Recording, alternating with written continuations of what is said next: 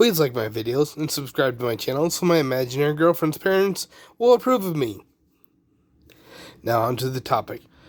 So I've been trying to clean up my apartment, which I've been struggling with for years. I do clean it more often than not, or at least more often than I used to, I should say. I've really gotten better at cleaning it from time to time. It gets really bad from time to time still, but I do, unlike what I used to, actually take the initiative to clean it. But I just wanted to share that it could be partly because I have autism, that I don't clean it very much because it's with abstract thinking where when the apartment looks different, when it looks clean instead of messy, it feels like something's wrong. It feels like I'm in the wrong home. It feels like I'm in the wrong room because things are different. It's like consciously, I know that I'm in the same apartment, but subconsciously I feel uncomfortable because subconsciously I just feel like I'm not in my own apartment and I'm not safe. So what ends up happening is I start making a mess again to make myself feel comfortable. I think that's what's going on.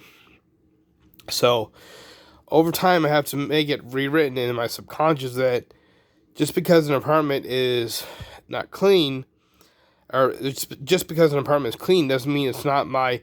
It doesn't mean it isn't my apartment. It can still be my apartment, even if it's clean. So that's something I've got to remember.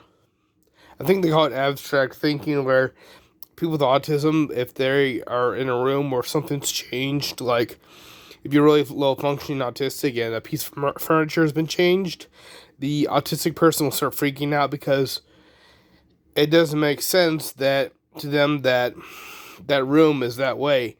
It doesn't make sense to them. They think they're in a different room. They can't understand it. So that might be what's going on. But I'm going to keep working on it, keep working on myself. It's just a habit I have to put into myself, and change takes years, and for autistic people, change takes extra time, you know? I mean, what may take a year for the average person to change would take an autistic person maybe 2 or 3 years. So, the fact that I've changed as much as I have over the past year or so is really good. I mean, August 1st will be 2 years since I've tried to. Actually, August 1st will be like, how much would that be?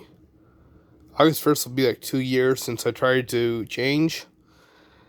Tried to start changing. Actually, yeah, it'll be 2 years since I started trying to change. And I feel better. I feel more driven, but there's still a long ways to go. But I've definitely made improvements, and as far as how much I keep trying to improve. But the only days I'll stop trying to improve are days I'm actually physically sick. Like yesterday, I was really sick, so I didn't do much to improve.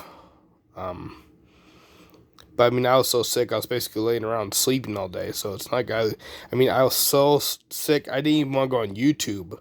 You know, so if you can imagine being so sick you don't even want to watch YouTube, that's how sick I was. But yeah, that's just something I want to share real quick about why I'm just looking over the TV, looking over this mess, feeling depressed. But that's something I work on, is eventually just working on cleaning my apartment a little bit at a time. I'm going to have to figure out a schedule that works for me, whether I commit to a big clean or just a little bit every day, or subject myself to cleaning one area a day, or what. Just figure out what works for me, you know. And that in itself is a discovery process. So anyway, like my video and subscribe to my channel so my imaginary girlfriend's parents will approve of me.